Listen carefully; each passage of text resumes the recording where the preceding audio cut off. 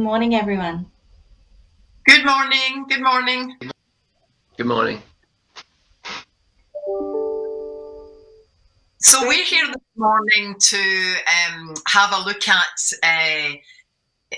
teamwork and helping those that are just new in startups. And Greg's going to introduce us and tell you what we're planning to talk about today.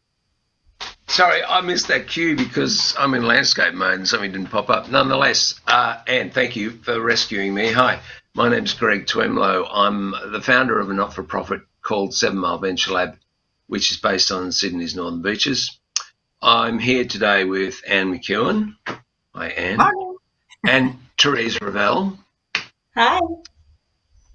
Lovely to have you with us. And first off, I just want to say a big congratulations to Spark Festival. Maxine, Sharon and her team are doing the most incredible job. They always do, but this year in particular, switching to completely virtual. Well done, Maxine. Fantastic job. And thank you for giving us this opportunity to talk about how entrepreneurs can ensure they're set up for success. I think next year on a shorter title, Anne and Teresa. I think something a little more be good. So let me please firstly introduce Anne and Teresa. I just want to say kind of the context for this is, per the title, Entrepreneurs Set Up for Success. To us, Anne and Teresa, and to me, you know, it's all about the team you bring around you, how you kind of get yourself mentally in shape for this startup journey that you're on. The big thing is you can't do it on your own. You really can't. You've got to have ways to bring people on this journey, to build a team around you. And that comes back to your vision, your mission, your sort of mental attitude, how you go about looking for people, making the decision to bring them along, and then all of the issues around what that means in terms of adding new people into your team. It's no longer just you. So let me firstly introduce Anne McKeown. Anne is a respected master coach and trainer, and she empowers individuals and teams to turbocharge the results in their life and business so they can enjoy more success every day. Anne's proven process for success empowers you to take full control of your life and business by shifting the psychological barriers holding you back. Anne incorporates NLP techniques when coaching individuals and teams because she knows it's not enough to tell people what to do. It's essential to show them how to do it. Anne is also a published author and the founder of Sydney Women's Self-Empowerment Meetup, which has over 500 members. You should all join. Get involved there. Over to you, Anne. Thank you, Greg. Thanks for the lovely introduction and good morning. And yeah, Spark Festival, what a great opportunity. I wish I'd known about it when I was starting up, because I think one of the hardest things is to be a solopreneur, a solo business owner. And as Greg said, having a team around you and having support is vital. One of the things that I also think is really vital is to have a vision around what does that team look like? What does your business look like? What does the future look like? Because if you haven't got a vision, then your mind doesn't know where it's going. If you imagine that you want to go on holiday, one of the first things that you'll do is you'll either go into a travel agent and pick up an old glossy magazine and look at pictures of the beach, or you'll go online and you'll start to research and you'll look at hotels and you'll look at comparisons and quotes and testimonials. And what that's doing is it's creating a picture in your mind of where you want to go. You're not just going to buy a flight ticket and end up on a destination on a holiday without having really thought through what it looks like, what it feels like, what you're going to do when you're there. You have a bit of a plan. And it's the same with your business. Often we think, oh, well, I'll just get through this week. I'll just be putting out fires and then I'll see where I end up. But without a vision, you end up a bit like a boat without a rudder. You're just you're floating in the waves in the water, and you can end up anywhere.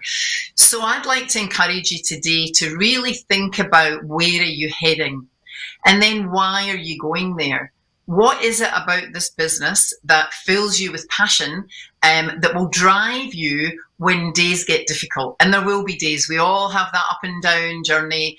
Nobody's journey is smooth. And when other business owners tell you how well they're doing, say to them, how long did it take you to get there?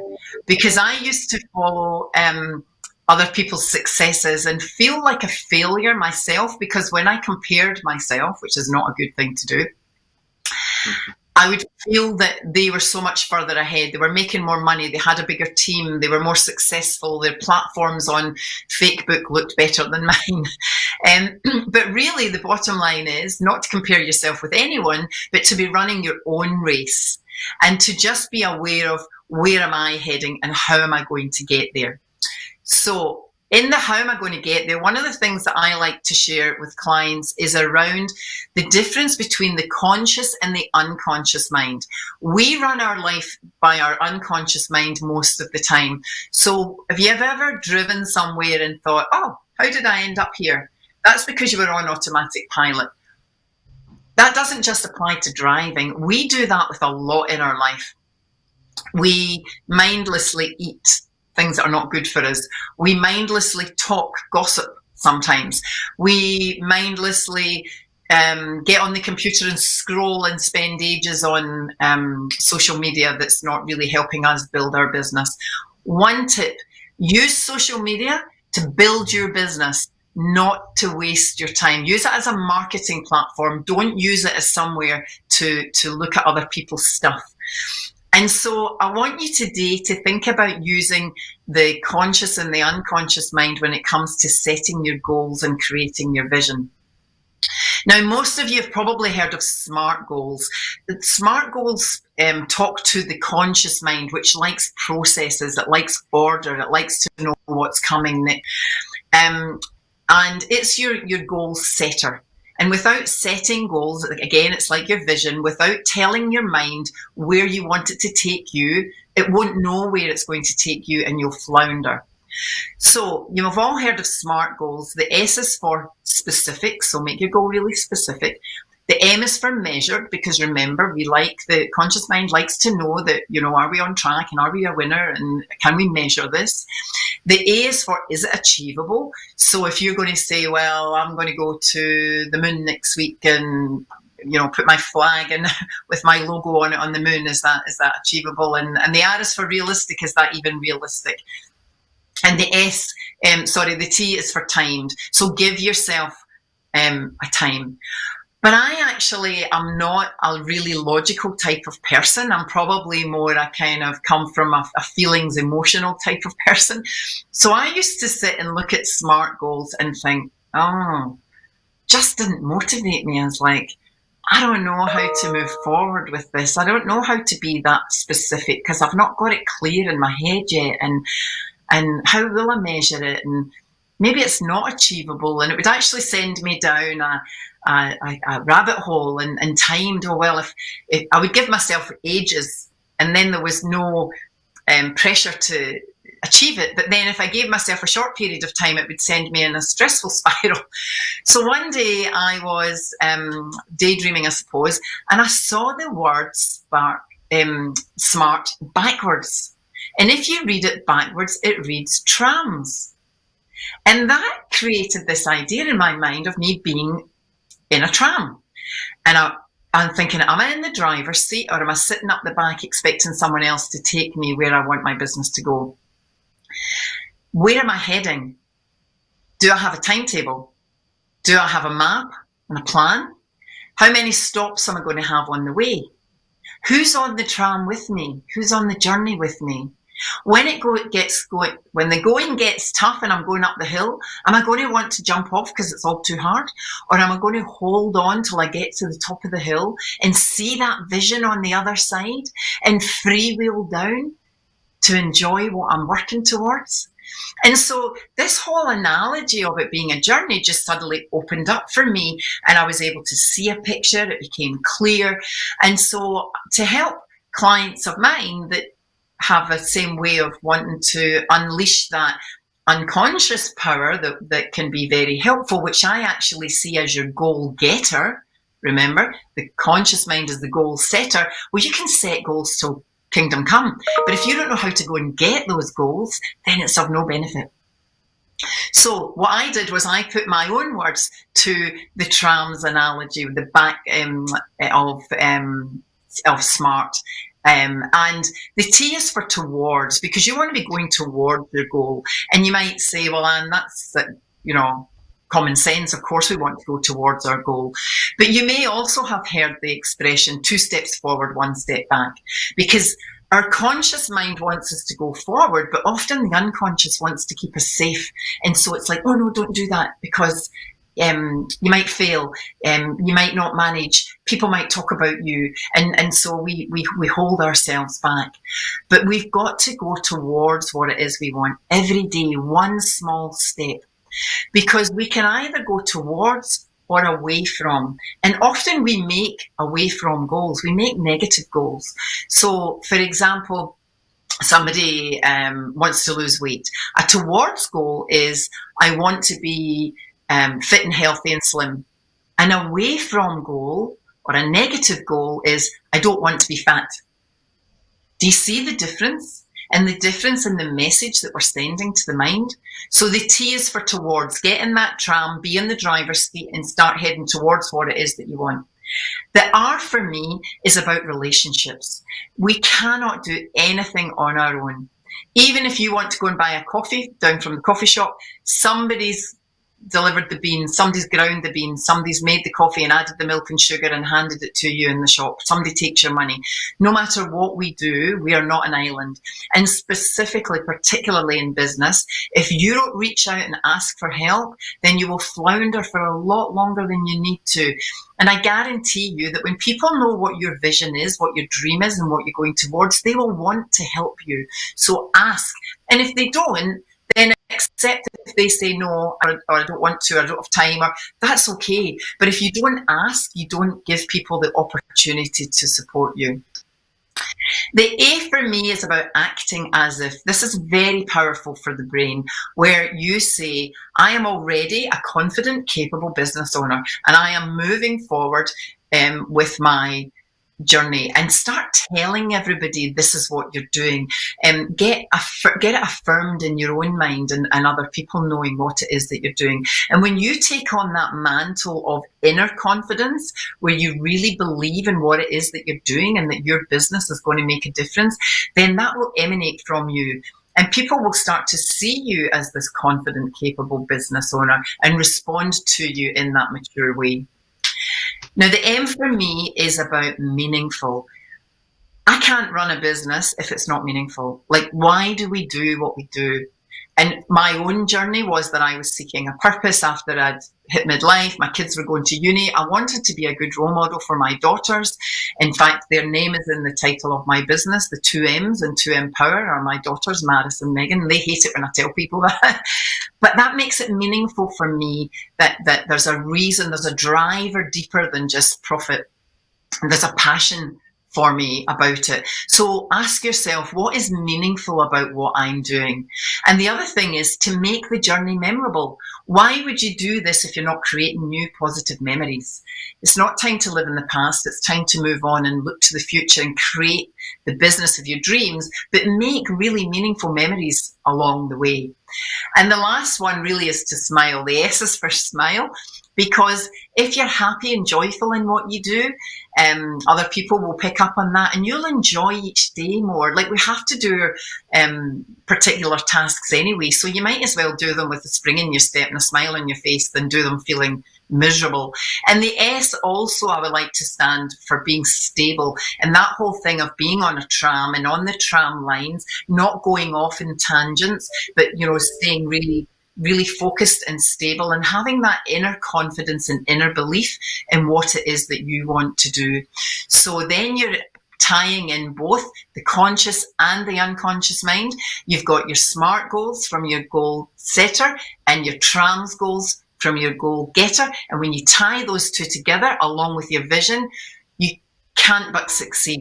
And I look forward to hearing from any of you that are using this, that if you found it helpful. And good luck with your business moving forward.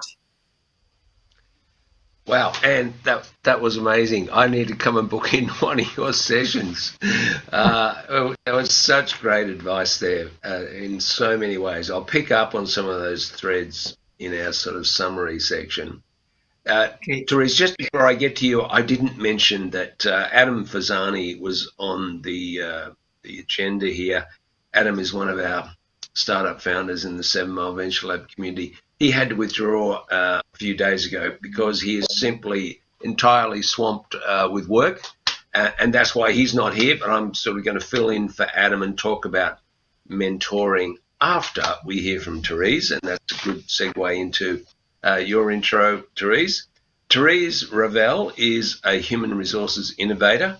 She's the founder and CEO of a business called Impact HR, per that banner behind her.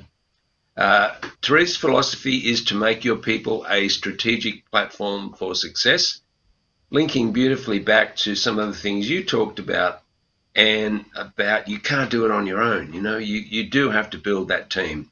Therese can be thought of as the person who will get your team working like a well-oiled machine. She has experience in most industries and is your go-to advisor for all human resource planning and management. Welcome, Therese.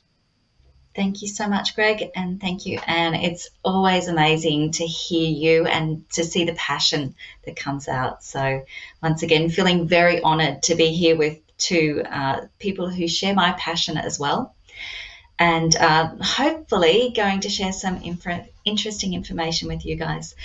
It's interesting for me because every person that we work with has a slightly different approach for how they actually support businesses. But there's so many alignments between Greg and Anne and I find it really easy.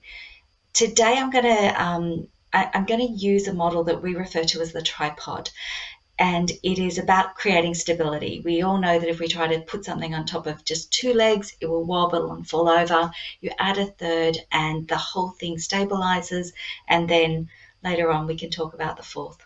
But let me start by talking about the tripod. So the tripod is, as Anne said, having that vision and those values.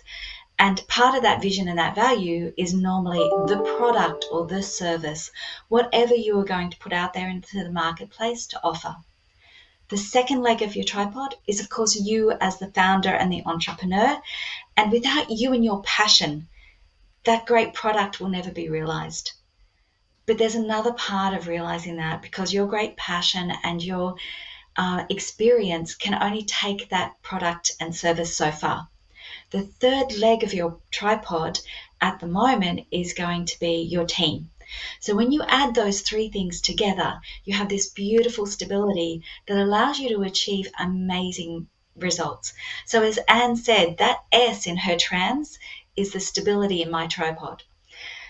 And when we start to look at those three things together, we get to achieve our goals, and we get to set goals that are that BHAG, that beautiful, big, audacious goal that gives us something to really strive for. And it's not frightening because we're not doing it in isolation. We're doing it with a team around us. So today I wanted to take a moment and talk about ways that we as the leader, the entrepreneur in our business, the founder, can actually ensure success when we're building a team around us. And the first one is actually about thinking of the future team and thinking about yourself and your role in that future team. None of us are perfect, and it doesn't matter how strong technically you are. There's going to be somebody else who will bring a complementary skill or another skill that is needed in the business to help you be really successful. I like to think of this as there's a couple of different types of founders, and generally speaking, really broadly speaking, I find that there's two. We have a founder who has an amazing business idea, but maybe doesn't have the technical skills in that area to deliver it, and they need more technical strengths in whatever that business area is to deliver the business. The other way is you might be an amazing technical person and know the subject matter in your product inside out and back to front, but you need somebody alongside you who has got all the business skills and maybe has been through this before to help you on that journey. So regardless of which one of those two you are, as we're starting to formulate your team, the first step is knowing who you are. So do you fall into either one of those? If you're a blend and you're somewhere in the middle, what else do you need around you to actually make this work? And from the beginning, we have to be thinking about this as building the team so that it is recruited for balance and success. It is really, really easy when you meet people who share your passion to start the conversation and be so excited because they're sharing everything that you believe in, and you feed off each other to think, I found my soulmate. This is my business partner for life, and I'm going to bring them in.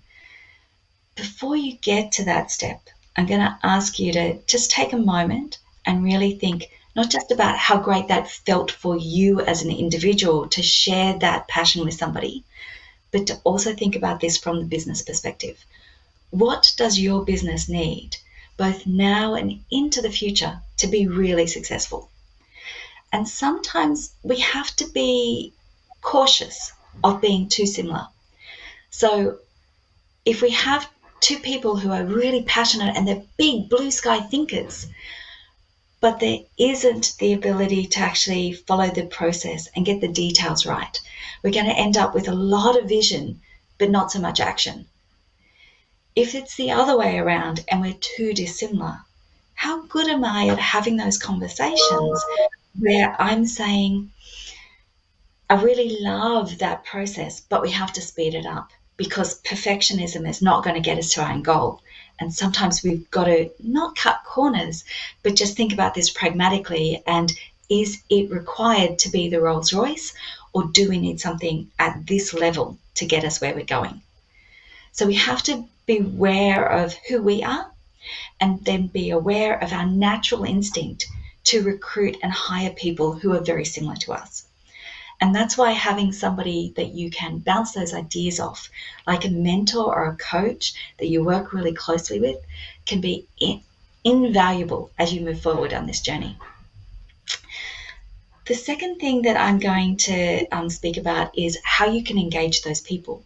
Because one of the things is, not everyone, but I was a shoestring starter. I started my business and I had a 1-year-old child and a husband who was traveling all the time, and I had to do it in a way that made financial sense, which meant that I had a shoestring budget and I had to live within that.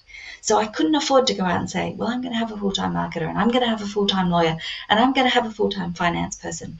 I had to work out how much I needed of each of those skills and build that skill set around me. So that might have meant that I chose to engage with experts, and you can engage an expert coach on an outsourced basis.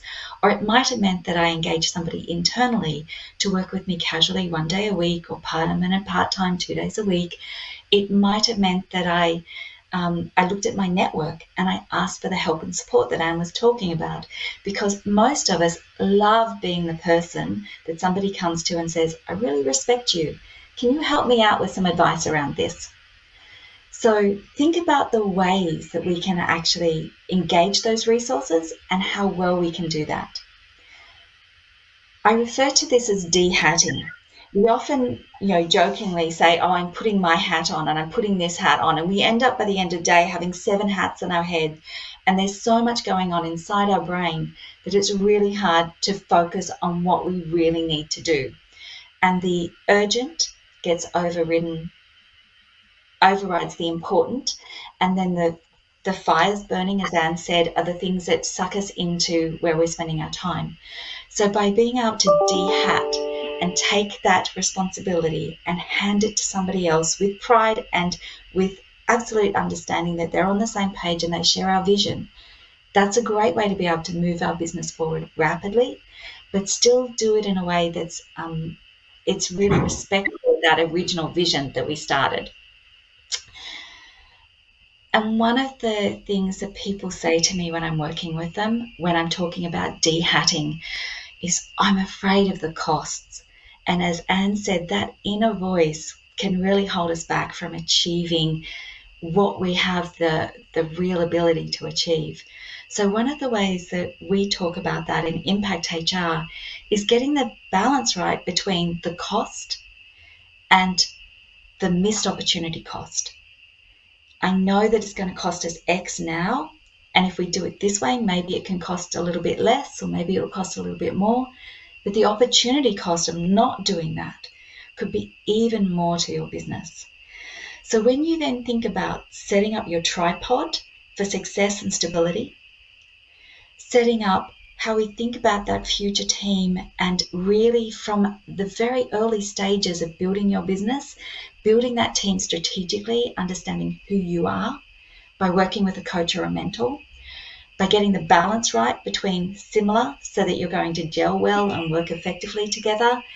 And unfortunately, sometimes we might have somebody that we need their skills and strengths, and being confident enough to have that and bring that back into play and make sure that they're aligned. By being able to de-hat when we need to, and being able to be really honest about what happens when we can't de-hat, not because we can't physically do it, but because we're afraid of it and we're holding ourselves back with our unconscious mind. Those are all the things that I'd like you to take away from today and maybe start to think about a little bit differently. And I think that actually allows me to hand over to you, Greg, because your role within 7Mile is absolutely as an amazing mentor and coach to so many startups, and what you can do to support people, and how 7Mile plays such a critical role in helping businesses achieve all of this and more. Well, thank you, Therese. That's a lovely segue, and thank you for those compliments. And I have so enjoyed hearing both your perspectives. It is just so relevant for startup founders to appreciate what you're saying. And what it makes me realize too is that we need to work together and run a more detailed workshop for the 7Mile community, because there's just so much wisdom in what you're saying. And well, Adam, as I said, Adam was going to talk about mentoring and how that's helped him along his journey. He's a startup founder that's only recently stepped out of a full-time job. It was a side gig for a while. He's now full-time on his journey with his startup called Go Tradie. And it kind of relates back to some of the things you've both said, Anne and Therese, about this notion that you cannot do this on your own. This journey that you're on as a startup founder, or that you're considering embarking upon, you need to build a team around you. You need to have a group of people who fulfill different roles for you. And maybe it's appropriate to use the analogy, because it's the time of the year we're in the pro sport finals, right? But you think about those teams that have made it through this whole season, and they've gotten through to the last game, and they've done that for a reason, because their coach has put the right jersey on the right people. They're playing in the right position. Therese, you talked about complementary skills, and you've talked about know where you're going. So these teams that have gotten through to the finals, even if you're not a sport lover, you'd be aware of what's going on. They're absolutely a great example that everyone needs a team. Part of that team will be people who play this mentor role. Okay, so and you will probably have more than one mentor along the way, because it's very rare that one mentor can give you everything you need along your entire journey. And they'll play a different role for you. And picking a mentor or finding a mentor, it's a little bit like, Anne, I think you mentioned, this notion that you get to the point where if you approach someone the right way, I think you said, I admire what you do, and I'd love a little bit of support and guidance, is one way to sort of work out if people are prepared to give you some of their time. You definitely will need more than one mentor. I mean, I think I'm very good helping people in the earlier stages. When it gets to the point of capital raising, that sort of thing, I need to step back and allow someone who's expert in that whole field to step in and help with the capital raising processes. And I'm happy to say I do that, and we have so many wonderful people in our 7-mile community that it kind of is quite easy for me to say, hey, you know what, I'm going to introduce you to Nigel Abbott from Funsition or Peter Prokitis from Helios. They're the sort of guys who are going to help you with this whole fundraising journey. We've talked a bit about, I think both Anne and Therese, you also alluded to this, the journey that people are on as an entrepreneur. You have both traveled that journey. You're speaking not from theory, you're speaking from your first-hand experience of stepping out of your comfort zone to embark on the journey of a startup. And it's so wonderful to hear you both talk about your experiences and your learnings. You have so much to share with people, and there's been so many gems of wisdom that have come out from this very short discussion today. It's why I'm saying we need to talk about doing this more formally in workshops for our community. One thing about a mentor is when you find the right person, the mentor will derive tremendous satisfaction from working with you, helping you and seeing you progress. And that journey, there's a few ways to think about that journey. I like to think of it, in terms of the wonderful old Chinese proverb that 1,000-mile journey begins with first step. You take that first step, and ideally every day you take a step. And I think you mentioned 2 steps forward, 1 step back. Sometimes you'll feel like you're stuck, and what you need to do is just work out consciously how you can get back and take another step forward. Take a step forward every day, because when you do that, you're gonna reach the mission of your journey. And people like Anne and Therese are so vital to be able to reach out and get that sort of wisdom that you two offer. It's just amazing to me. So I know that the people I mentor and coach and support, it's not always sort of formally a mentor kind of relationship necessarily, but they often will say, look, I feel I'm just totally stuck, and my phone's going crazy, and I'm not sure what to do next. So I love that term, Therese, Dhatting. What often happens for startup founders is, you said it perfectly, you keep putting another hat on another hat on another hat because you kind of feel like you've got to do everything yourself. But all that does is layer stress on stress on stress. And that is the worst thing that can happen on this journey, is that you overload yourself with stress, because you kind of literally go crazy. And you said, keep smiling. Well, when the stress builds, what do? You stop smiling. And people sense that emotion, and they sense that vibe, and it's just so negative. So I love that notion, and Dhatting. And that was brilliant that you turned smart into tram. I mean, I'd love to hear more about that epiphany, how that happened. But you've explained it perfectly, and that whole notion that subconscious mind can be working very diligently to hold you back, to stop you taking the steps you need to take, because you're heading into unknown territory. Consciously, you need to do it, but subconsciously, your mind is saying, no, don't go there, don't go there. So these are all so important for people to understand these philosophies and approaches.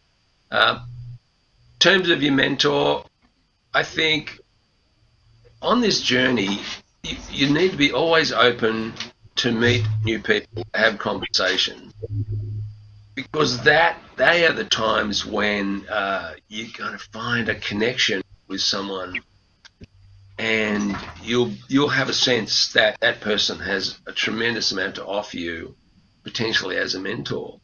So enjoy that journey. take that step every day. Take every meeting you can. Smile.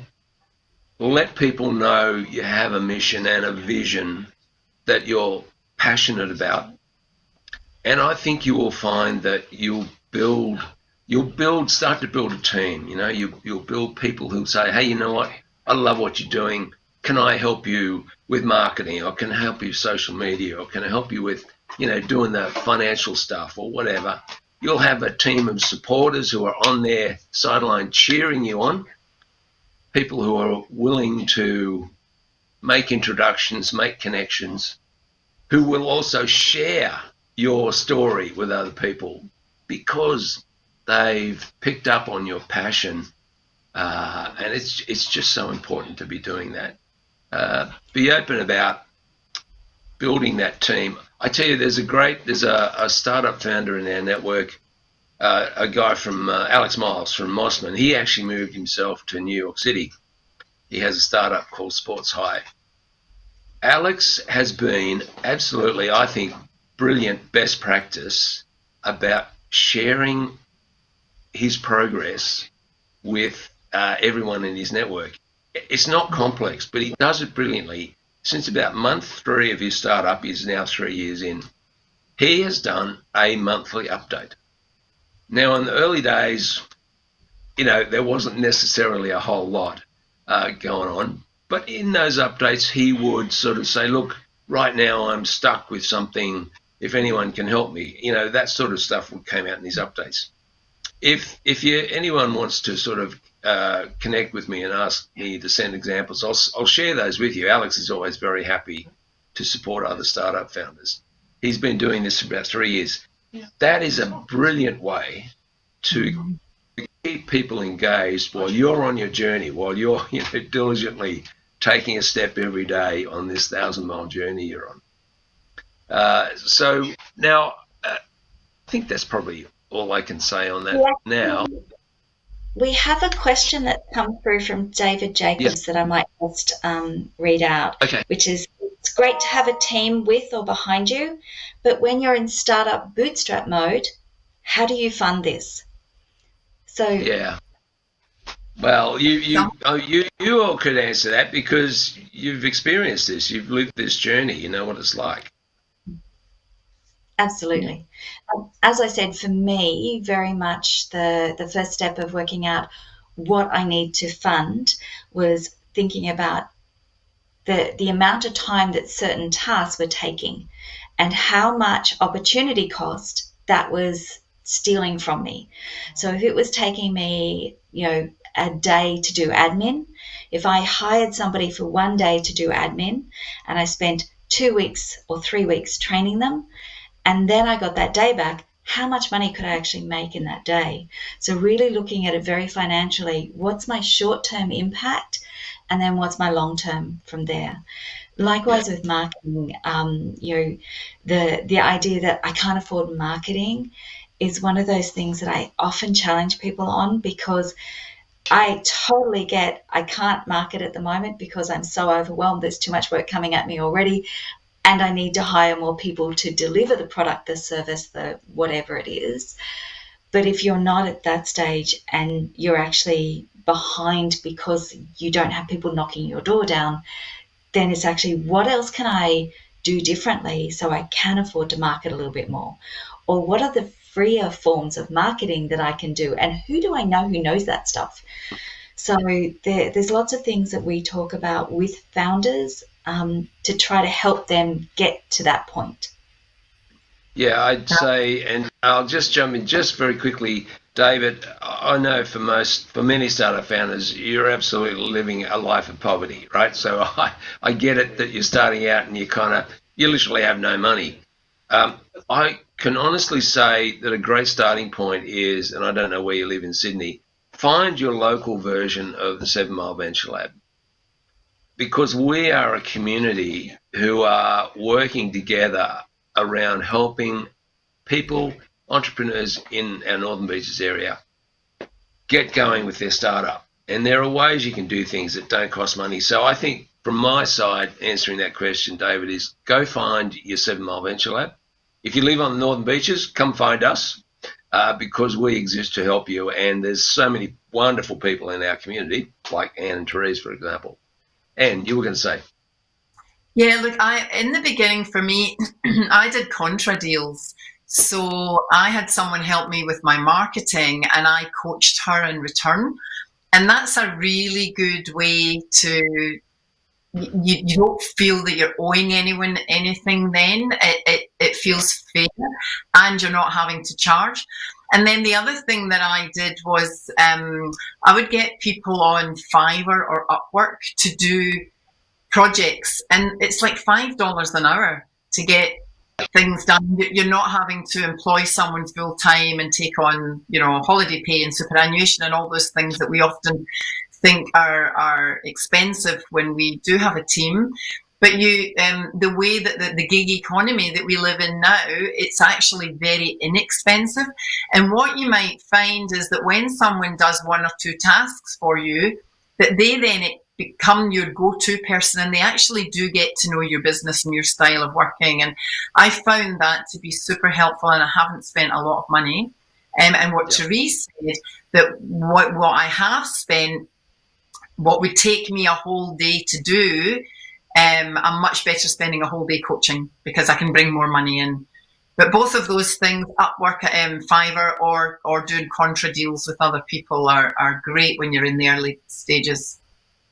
Yeah, very good point. I mean, Fiverr is a helpful resource in ways. I've found Upwork to be very similarly successful, and so yes, they're both great. They're all great points. So yeah, get into your local community, look around the gig economy resources like Fiverr, like Upwork to get things done, and I'd say there's things you can do personally that don't necessarily take a whole lot of time, like, writing, publishing stuff on Medium and in your blog and various other things to help get the word out is another way to do that.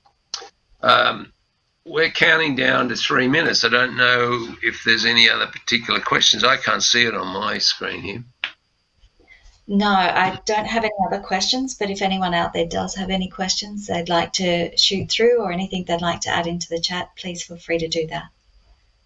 Yeah, and so also in terms of tracking, Anne McKeown, Therese Ravell, Greg Twemlow, you can obviously go to LinkedIn, find us. I've put some information on our 7Mile website, which is 7mile.org.au under events. Click the events tab and you'll see today's event. You'll see Anne and Teresa's name there. Click the link, get in touch with us. I think it's been such a pleasure to hear Anne and Therese today's just so much wisdom there. It's absolutely wonderful.